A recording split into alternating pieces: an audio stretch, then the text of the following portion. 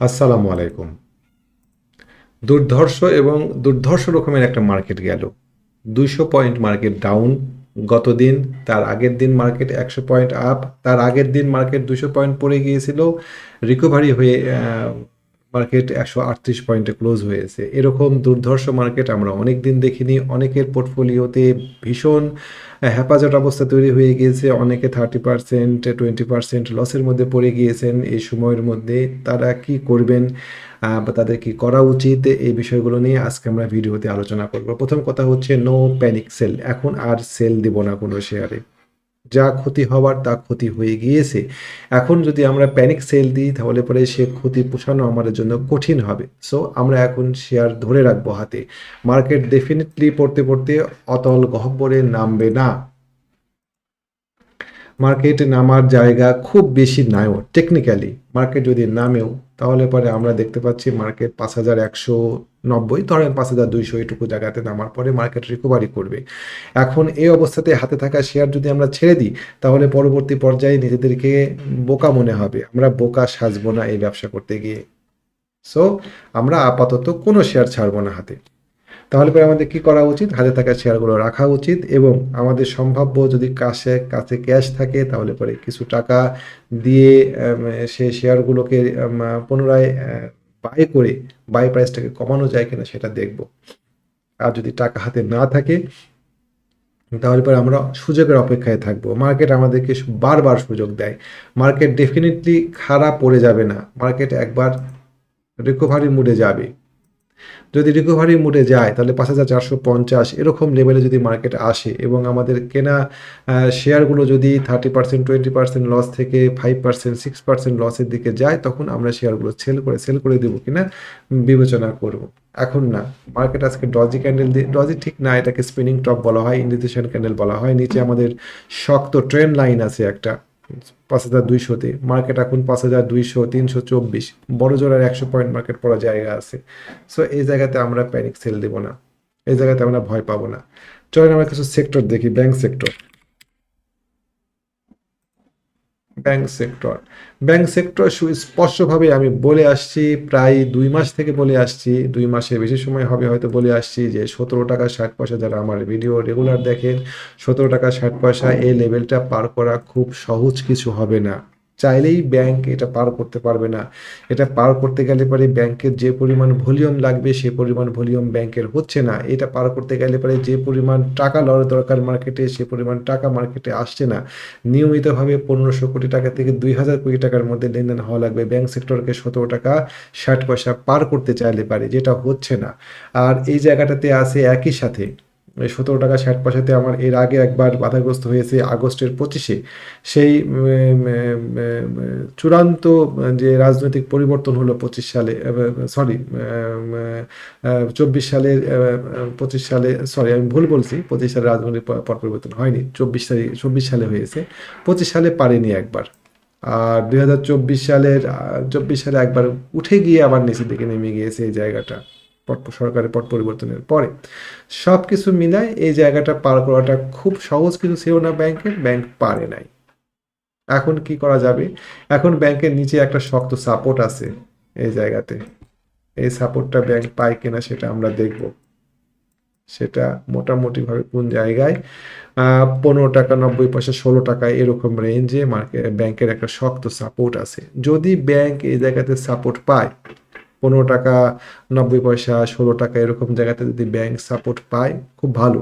সেক্ষেত্রে ব্যাংক হয়তো ১৫ টাকা ৬০ পয়সা ৯০ পয়সা থেকে বা ধরেন ১৬ টাকা থেকে ১৭ টাকা ৭০ পয়সা, এই ১ টাকা ৭০ পয়সার মধ্যে ব্যাংক হয়তো আপ ডাউন করবে। এটাও খুব একটা খারাপ হয় না। আমরা এখন গভীরভাবে দেখব যে আমরা দেখতে পাচ্ছি যে ব্যাংক ১৭ টাকা ৭০ পয়সা পার করতে পারেনি। এখন আমরা গভীরভাবে দেখব যে ব্যাংক ১৬ টাকা ধরে রাখতে পারে কিনা। ১৬ টাকা ধরে রাখতে না পারলে ব্যাংকের জন্য একটু বিপদ আছে। কেমন? এই ট্রেন লাইন যদি ভেঙে যায়, অলরেডি ভেঙে গিয়েছে এটা, যদি ভেঙে যায় তাহলে পরে এটা ভালো কিছু হবে না। এখানে ডবল টপ তৈরি করে নিয়ে এখানে যদি নেক লাইন ব্রেক করে দেয় এবং এখানে আমার প্রচুর ভলিউম আছে তাহলে পরে পরবর্তী পর্যায়ে ১৬ টাকা ৫০ পয়সা একটা শক্ত রেজিস্ট্যান্স হয়ে যাবে। তো আমাদের কাছে খুবই ইম্পর্টেন্ট হচ্ছে ১৬ টাকা ধরে রাখা। দেখবো যে ব্যাংক ১৬ টাকা ধরে রাখতে পারে কি না। ইন্স্যুরেন্স ব্যাংকের মধ্যেও কিছু ব্যাংক আমার অবশ্য ভালো লাগছে, যেমন ইসলামী ব্যাংক। একটু একটু সাংঘর্ষিক মনে হতে পারে যে ব্যাংকের এই অবস্থাতে আমি ইসলামী ব্যাংকে কেন ভালো বলছি। ইসলামী ব্যাংক অনেকখানি পড়ে গিয়েছে, 56 টাকা থেকে শুরু করে এখন 40 টাকা। আমি যদি পার্সেন্টেজের হিসাব করি তাহলে পরে সেটা দাঁড়ায় প্রায় প্রায় 30% মতো এটা পড়ে গিয়েছে। এখানে আমাদের একটা গ্যাপ ছিল, সেই গ্যাপটা ফিল আপ করেছে। সো যারা 40 টাকার ঘরে ইসলামী ব্যাংক কিনবেন তাদেরকে এই ব্যাংক খুব বেশি কষ্ট দিতে পারবে না। 40 টাকার ঘরে যদি আপনি এই ব্যাংকটা কিনে রাখেন তাহলে পরে যদি ব্যাংক রিভার্স করে তাহলে পরে এইটা সবার আগে দৌড়াবে। সো যারা একটু দীর্ঘমেয়াদী, যারা 1 বছর 2 বছর মেয়াদি শেয়ার কিনতে চান, তাদের জন্য ইসলামী ব্যাংক এই মুহূর্তে কেনাটা 40 টাকা রেটে খারাপ কিছু হবে না। আহ, আপনি একবারে না কিনেন, অল্প করে আস্তে আস্তে বিভিন্ন এখান থেকে কেনা শুরু করা উচিত আর কি ইসলামী ব্যাংকের ক্ষেত্রে। তো ব্যাংক সেক্টরে একটা শেয়ার নিয়ে আর একটা শেয়ার নিয়ে কথা বলা যায়, আইসিবিআই। এটা আলোচিত একটা ব্যাংক, বেশ ভালো একটা জেট শেয়ার থেকে জেট ব্যাংক থেকে ওঠা শুরু করেছে। 4 টাকার আশেপাশে শেয়ারটা সেল দেওয়া উচিত ছিল। শেয়ারটা যদি কারেকশানে আসে তাহলে পরে আমরা এই শেয়ারটাতে কেনার চেষ্টা করব 3 টাকা 40 পয়সা থেকে 3 টাকা 50 পয়সার মধ্যে। আশা করি এই শেয়ারটা আমাদেরকে 5 টাকা 50 পয়সা এই টার্গেটে নিয়ে যেতে পারবে, আল্লাহ যদি রহম করে। চলেন আমরা ইন্স্যুরেন্স সেক্টরটা নিয়ে একটু দেখি। ইন্স্যুরেন্স সেক্টরটা নিয়ে বরাবরই বলছি, দেখেন অলরেডি ও ডবল টপের নেকলাইন ভেঙে দিয়েছে। এখন এইটা হবে ওর জন্য একটা চ্যালেঞ্জ, ডবল টপের নেকলাইন ভাঙা। আমি এই ভয়টাই করছিলাম। ইন্স্যুরেন্স নিয়ে আমি বহুত আগে থেকেই বলছি যে সেক্টর থেকে সাবধান। আমার মনে আছে ক্রিস্টাল ইন্স্যুরেন্স নিয়ে আমি বলেছিলাম যে 83 টাকা 84 টাকা পার করতে পারবে না। অনেকে ফোন দিয়ে বললো কই পার করতে পারলো তো, CRY ক্রিস্টাল পার করতে পারলো তো আপনার কথা তো ঠিক হলো না। দেখেন আমার হিসাব ছিল যে এই লাইন আমাদের যে দাগানো আছে, অঙ্কন করা আছে যে 84 টাকা, এইটা পার করা কঠিন হবে ক্রিস্টালের পক্ষে। পার করেছিল বটে, কিন্তু দেখেন ও পড়ে গিয়েছে এবং খুব খারাপভাবে পড়েছে, ডবল টপ তৈরি করে পড়েছে। এখন এই ডবল টপ ব্রেক করে এখন এই 83 টাকা লেভেলটা ক্রিস্টালের জন্য একটা ভয়ঙ্কর ভীতিকর অবস্থা তৈরি হয়ে গেল। সহসা পার করতে পারা সম্ভব না এই ক্রিস্টাল একটা দিয়ে, আমি বোঝাচ্ছি আর কি। তো আমি যদি দেখতে যাই তাহলে ওভারঅল প্রায় সব ইন্স্যুরেন্সেরই একই অবস্থা আমরা পাবো, যেহেতু সেক্টর পড়ে যাচ্ছে। Insurance, sorry, insurance. তো ইন্স্যুরেন্সের ক্ষেত্রে আর একটু হয়তো সে পড়বে, পড়ে হয়তো সে আমাদের এই সাপোর্ট লেভেলে নামার চেষ্টা করবে। আমাদের এখানে সাপোর্ট আছে ইন্স্যুরেন্সে। তো যাই হোক আমরা দেখি ও কতটুকু নামে, নেওয়ার পরে সে হয়তো একটা বাউন্স করবে উপরের দিকে। তো যাদের কাছে ইন্স্যুরেন্স আছে হাই রেটে তারা এখন প্যানিকগ্রস্ত হয়ে ছেড়ে দিয়ে না। মার্কেট রিভার্স করলে পরে ইন্স্যুরেন্স সেক্টর রিভার্স করবে, তখন আপনি হাতে থাকা শেয়ারগুলো বের হয়ে আসতে পারবেন। সোজা কথা, আজকে আমরা প্যানিক সেল দিব না। টেক্সটাইল সেক্টর, চলেন টেক্সটাইল সেক্টরটা দেখি। টেক্সটাইল সেক্টরের মধ্যে কিছু শেয়ার খুব ভালো করছে, বিশেষ করে যে শেয়ারগুলো জেডে আছে। টেক্সটাইলের মধ্যে জেডে থাকা শেয়ারগুলো New Line, Hamid Fabrics, Maxon, Metro, Regent Textile, তারপরে খুঁজতে পারে এরকম আরও অনেকগুলো শেয়ার পাওয়া যাবে। এবং এই শেয়ারগুলো আমার কাছে মনে হচ্ছে যে সামনে বেশ ভালো রকমের একটা মুভমেন্ট আসবে। হ্যাঁ, এদিকে এআইএল, আলিফ, এই শেয়ারটা, এই ধরনের শেয়ারগুলো বেশ ভালো। চলেন কিছু শেয়ার দেখে আসি। প্রথমে দেখি নিউ লাইন, এই শেয়ারটা আমরা কিনছি। আমরা গ্রুপে এই শেয়ারটা কিনছি, নিউ লাইন। এই শেয়ারটা, নিউ লাইন দেখেন সুন্দর, উপরের দিকে ওঠা যথেষ্ট জায়গা আছে। শেয়ারটা কেবলই মুভ করেছে, অনেকখানি নিচে পড়ে গিয়েছিল শেয়ারটা, সেখান থেকে সে রিকভারি করছে। নিউ লাইন শেয়ারটা কেমন, ভালো সম্ভাবনাময় একটা শেয়ার, খারাপ লাগে নাই। আমরা যদি একটু সাপ্তাহিক চার্টটা দেখি, এখানে যাদের শেয়ারটা উপরের দিকে ওঠা অনেকখানি জায়গা আছে, প্রায় 12 টাকা পর্যন্ত যাওয়ার জায়গা আছে। এটা অনেক বেশি বলে ফেললাম, একবারে নিশ্চয়ই 12 টাকা যাবে না এই শেয়ারটা। 8 টাকাতে গিয়ে হয়তো কিছু, এখন 6 টাকা চলে, 8 টাকা এরকম জায়গাতে গিয়ে শেয়ারটা হয়তো থামবে, আস্তে আস্তে হয়তো আগাবে। একবারে ওটা অত প্রত্যাশা করা ওটাও ঠিক হবে না। তো নিউ লাইন আছে, তারপরে ম্যাক্সন, ম্যাক্সন এই শেয়ারটা মুভমেন্ট দিয়েছে। আমরা যদি ইয়াতে যাই, ডেলি চার্টে যাই, স্টক ইনসাইজ বিডিতে এগুলো নিয়ে বিস্তারিত আলোচনা করা আছে। এই শেয়ারগুলো মুভমেন্ট দেওয়ার চেষ্টা করছে, ভালো ভলিউমগুলো দেখেন, কারেকশন ডের ভলিউমগুলো দেখেন এবং ট্রেন্ডের ভলিউমগুলো দেখেন, পার্থক্যটা বুঝতে পারবেন যে স্মার্ট মানি কীভাবে অ্যাক্টিভ আছে এই শেয়ারগুলোতে। এগুলো নিয়ে আমি বিস্তারিত আলোচনা করেছি স্টক ইনসাইটস ভিডিওতে। তারপরে মেট্রো, মেট্রো মেট্রো দেখেন, মেট্রো আজকে মুভমেন্ট দেওয়া শুরু করেছে। তো ম্যাক্সন মেট্রো, তারপরে টেক্সটাইলগুলো খুঁজে পরে অনেক পাওয়া যাবে। টেক্সটাইল সেক্টরে যে শেয়ারগুলো আছে চলেন একটু দেখি, টেক্সটাইলটা বের করি। টেক্সটাইল আমরা জাস্ট পার্সেন্টেজ দিয়ে দেখব। পিডিএল, এটা একটা দেখেন সম্ভাবনাময় শেয়ার। এই শেয়ারগুলো খুব চমৎকার করে ডাকছিল যে শেয়ারগুলোতে আসেন, এন্ট্রি দাও। এই শেয়ারগুলো মানি ডবল করে দেওয়ার জন্য রেডি। তো আমরা এই ধরনের শেয়ারগুলোতে এন্ট্রি দেই নাই। জাহিন স্পিনিং, এটা একটা সম্ভাবনাময় শেয়ার। জাহিন স্পিনিং টার্গেট আপাতত 7 টাকার মতো। জাহিন স্পিনিং, রিজেন্ট টেক্স নিয়ে কিছুক্ষণ আগে কথা বললাম। তারপরে তুং হাই দেখেন, এই শেয়ারগুলো আর ধরতে পারা যাবে না, ধরা উচিত হবে না। ম্যাক্সিমাম কথা সিএনএ টেক্স, তারপর জেনারেশন নেক্সট, এই শেয়ারগুলো নিয়ে কিন্তু আমি আপনাদের সাথে ক্রমাগত বলে আসছি। যারা আমার ভিডিও দেখেন আজকে প্রায় 7 দিন 8 দিন থেকে বলে আসছি যে এই শেয়ারগুলো ভালো হবে, শেয়ারগুলো ভালো হতে যাচ্ছে, আপনারা শেয়ারগুলো থেকে নজর দেন। নুরানি, এই শেয়ারগুলো আর ধরতে পারবেন না। রিং শাইন নিয়ে কথা বললাম। জাহিন টেক্স দেখেন, জাহিন টেক্স কোথায় উঠে গিয়েছে, মাশাআল্লাহ। তারপরে মেট্রো স্পিন নিয়ে কথা বললাম। Hamid fabrics, family tex, family tex তো 4 প্রাইস ডজি করছে পরপর 2 দিন, 4 প্রাইস ডজি, অসম্ভব একটা বিষয়। মিথুন নিটিং, মিথুন নিটিং সুন্দর ওঠার চেষ্টা করছে একই কন্ডিশনে, বরং এটা কিছুটা পড়ে আছে মিথুন নিটিং শেয়ারটা। এইচআর টেক্সটাইলটা ট্রাই করছে, এই খুব একটা ভালো লাগছে না, ভলিউম নাই, এটা বাদ। আলিফ, আলিফ মুভমেন্ট দিয়েছে দেখেন, সুন্দর। আগামীকালকে আলিফের দিকে নজর দেন। 5 টাকা যদি ক্রস করে, আমরা সাপ্তাহিক চারটা দেখি। টার্গেট খুব বেশি হবে না আলিফের। আলিফের প্রথম টার্গেট, এই কারণে সেটা মুভমেন্ট দিতে পারে না। আলিফের প্রথম টার্গেট হবে 5 টাকা 60 পয়সা। হ্যাঁ, তারপরে টার্গেটটা আমরা নিয়ে যাব এখানে 6 টাকা 60 পয়সা। যাবে, এই শেয়ারগুলো যাবে আশা করছি। হ্যাঁ, দেশ গার্মেন্টস সম্ভবত ক্যাটাগরি চেঞ্জ করলো আজকে, মেবি, আমি ঠিক শিওর না। হ্যাঁ, দেশ গার্মেন্টস, এই শেয়ারটা দেখেন সুন্দর। এমএল ডাইং, এমএল ডাইংটা অতটা ভালো লাগেনি। ডেল্টা স্পিন, এই শেয়ারের দিকে তাকান। এই শেয়ারটা গতদিনের আগের দিন একটা সার্কিট দিয়ে আজকে আবার ওঠার চেষ্টা করছে। এরকম অনেকগুলো শেয়ার আছে যে শেয়ারগুলো আমরা খেয়াল রাখতে পারি, যে শেয়ারগুলো সামনে ভালো হতে পারে। টেক্সটাইল সেক্টরে জেট শেয়ারগুলো খুব ভালো করার সম্ভাবনা আছে সামনে। তারপর যেমন ইঞ্জিনিয়ারিং সেক্টরের দিকে তাকাই একটু। ইঞ্জিনিয়ারিং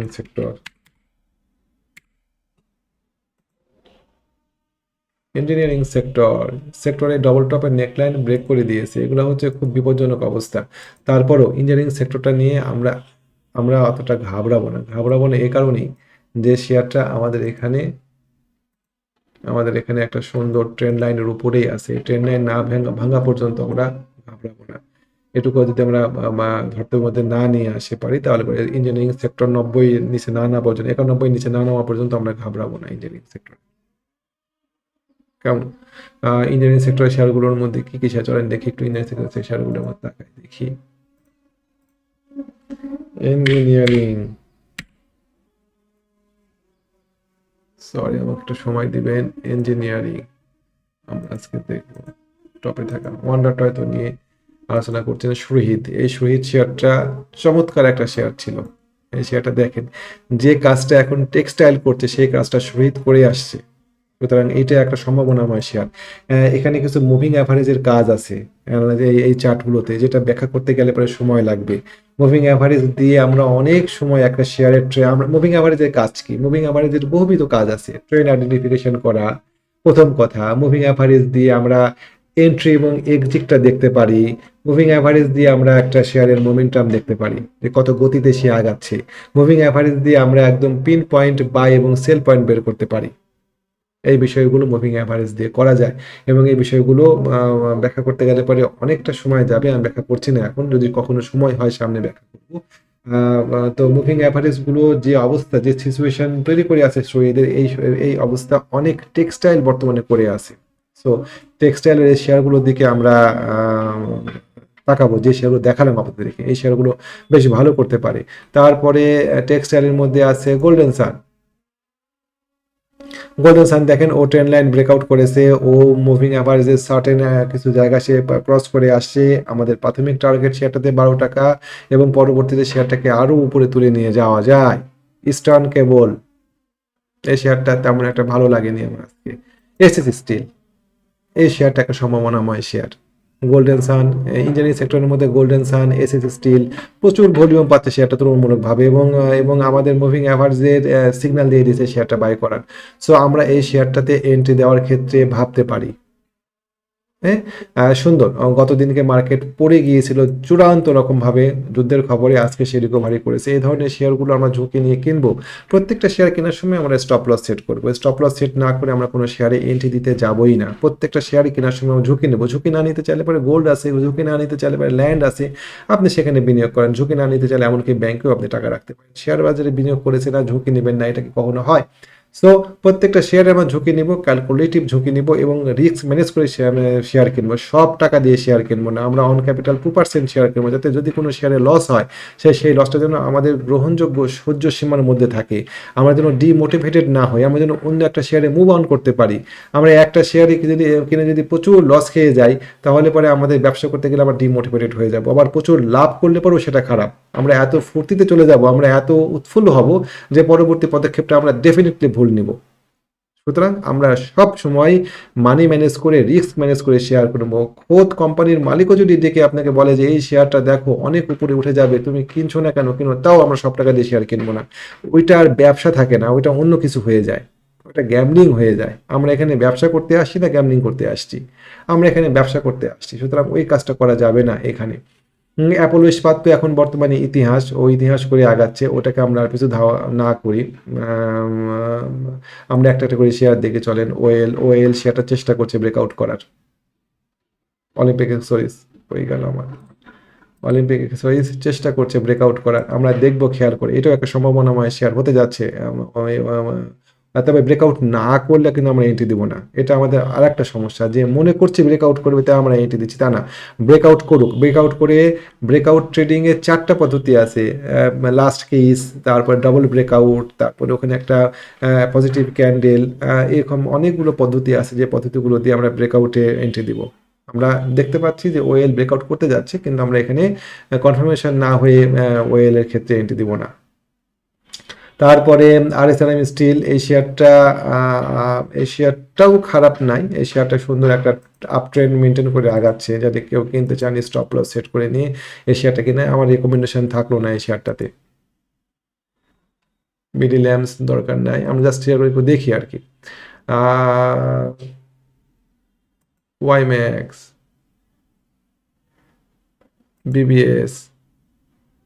বিবিএস দেখেন ব্রেকআউট করার চেষ্টা করছে। এই শেয়ারগুলো আমরা বের করবো খুঁজে খুঁজে। আমরা এই শেয়ারগুলো বের করা শিখবো, যে কোনগুলো বের করা যায়। বেঙ্গল উইনশোর খারাপ হয়ে গেছে, দরকার নেই। তো ইঞ্জিনিয়ারিং সেক্টরে কিছু শেয়ার আমরা দেখলাম যে বেশ ভালো, গোল্ডেন সন, তারপরে এসএসসি স্টিল, তারপরে ওয়েল, অলিম্পিক এরকম বেশ কিছু শেয়ার আছে, শহীদ, এই ধরনের শেয়ারগুলো আছে, যে শেয়ারগুলোতে এন্ট্রি দেওয়া যায়। খুঁজে খুঁজে বের করে আমরা এন্ট্রি দেওয়ার কৌশলগুলো শিখবো। আইটি সেক্টর, আইটি সেক্টর সম্পূর্ণ খারাপ হয়ে গেছে, দেখার দরকার নেই, এমনি বোঝা যাচ্ছে খারাপ হয়ে গেছে আইটি সেক্টর। এখনো ট্রেন্ড লাইন ভাঙে নাই আইটি সেক্টর, কিন্তু জান খারাপ করে দিয়েছে আইটি সেক্টরগুলোতে। এডিএন টেলিকম ও একদম মানে খাদের কিনারায় দাঁড়ায় আছে। আর এটা এই ট্রেন লাইন যদি ব্রেক করে, এডিএন টেলিকম নিয়ে আর কোনো আশা থাকে? আপনারা বলেন। এই ট্রেন লাইন ব্রেক করলে এডিএন টেলিকম শেষ। ও আজকে ব্রেক ডাউন করার বহুত চেষ্টা করেও পারেনি এডিএন টেলিকম। তারপরে আইএসএন শেয়ারটা মোটামুটি অলরেডি, যদি এটা নিচে দিকে নেমে যায় তাহলে এটাও খারাপ হয়ে যাবে। আইটি সেক্টরটা আর দেখা দরকার নেই। বিডিকম বিডিকম বিডিকমের ক্ষেত্রেও তাই। বিডিকম এবং এডিএন টেলিকম একই পজিশনে আছে। বিডিকম যদি 25 টাকা 70 পয়সার নিচে নেমে যায়, তাহলে বিডিকম শেষ হয়ে যায়। দেখবো আমরা এটা নামে কিনা।